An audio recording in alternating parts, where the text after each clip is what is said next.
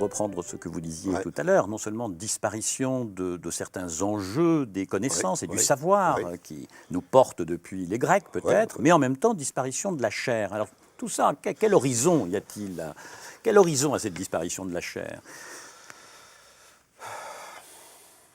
D'abord, l'horizon n'est pas négatif. Je rappelle que j'ai publié un livre qui s'appelait L'horizon négatif.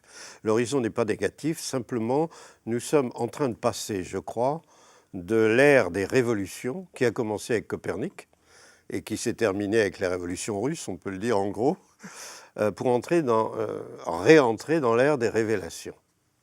Hein. Donc, j'invente le néologisme, nous sommes en train de devenir des révélationnaires. Se révèle à nous que le monde est trop petit pour nous. Se révèle à nous que nos connaissances risquent de nous manquer par leur performance, et pas seulement par notre handicap, par leur performance et par les instruments de ces performances, les ordinateurs ou les machines ou les moteurs. Je crois que c'est le début d'une histoire sans pareil. C'est le début d'un dépassement de l'idée révolutionnaire. Le révéler, je préfère le révéler au révolu. Les révolutionnaires sont révolus au profit des révélationnaires, au profit de cet accident intégral qui concerne à la fois le savoir, les performances des hommes de chair, les hommes incarnés, bien sûr les arts, la culture. Et c'est pas un hasard si je parle de Vidéodrome. Le cinéma n'était pas de la vidéo. Et la vidéo, demain, ça sera quoi en termes de performance sportive? Et la question, d'ailleurs, serait à poser devant les outrances des stades en ce moment, les outrances politiques des stades. Quel est l'avenir du Vidéodrome?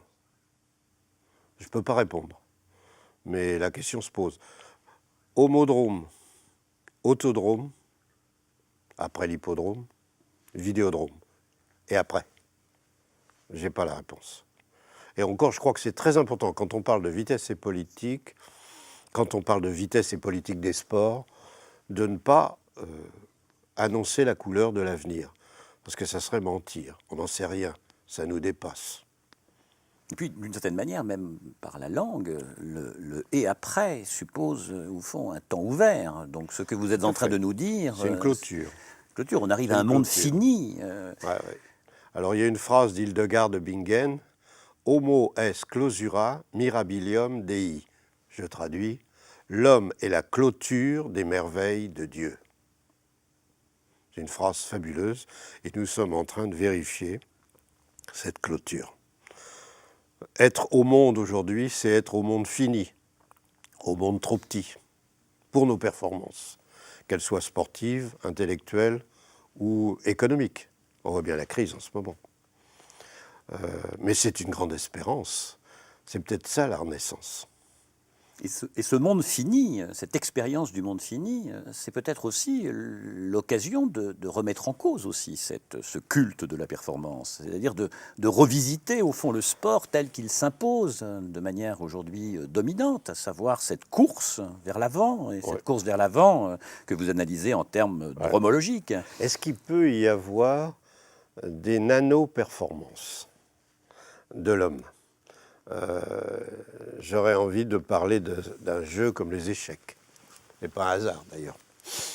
C'est pas un hasard, Fischer et l'ordinateur. C'est vrai qu'après les performances, les hyper-performances des coureurs, des sauteurs, de tout ce qu'on veut, la question se poserait de la nano-performance. Du sublime de la nano-performance et pas simplement du champion du monde de vitesse ou de saut en hauteur. Je crois que c'est une question d'humilité. Comme disait Thérèse d'Avila, l'humilité, c'est la vérité. J'ai envie de dire, c'est aussi la vérité du sport aujourd'hui. Peut-être que les célébrations des champions aujourd'hui sont ce qu'il y a de pire pour le sport. À idéaliser à ce point les héros du sport, je crois qu'on court à l'échec du sport. Il faudrait innover des nano-performances. Alors, l'exemple que je donne, les jeux d'échecs, sont évidemment pas un sport. le jeu de dames non plus. Mais il y aurait quelque chose à fouiller là. C'est pas la course de lenteur, la course en sac. Je ne voudrais pas remplacer Usain Bolt par la course en sac. Mais quelque chose se joue dans le minimalisme de la performance, pour le meilleur.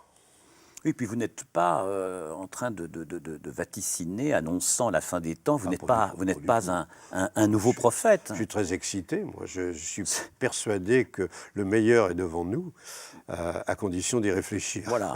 Non, mais ce qui est important, c'est l'idée qu'une conscience du désastre, une conscience de la catastrophe, qui transforme la catastrophe en l'éclairant, est la condition, au fond, d'un changement, d'une transformation, d'une ouverture. D'une mutation. D'une mutation. Alors, comment concevoir au lieu que la mutation soit prothétique, c'est-à-dire liée à un adjuvant quelconque, soit un dopage, soit un truc de clonage, soit etc., il serait celui de la pensée. Il serait celui de l'université. Ce qu'on a appelé l'Europe des Lumières est né de l'université. Et ça fait quand même loin, Bologne et tout ça. C'est peu de temps après l'an 1000, 1200.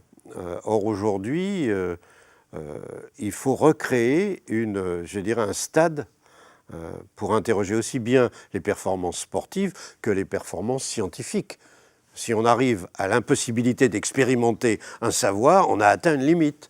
Bon, et pareil dans le sport, quand on voit Usain Bolt d'un côté dont on n'est absolument pas sûr qu'il n'a pas été dopé, et de l'autre côté Pistorius avec ses jambes en acier carbone, la question se pose d'une limite.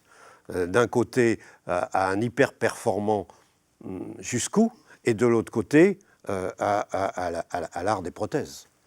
Donc le sport olympique comme les autres sports, parce que je considère que la philosophie ou la science est un sport de la pensée, a atteint une limite.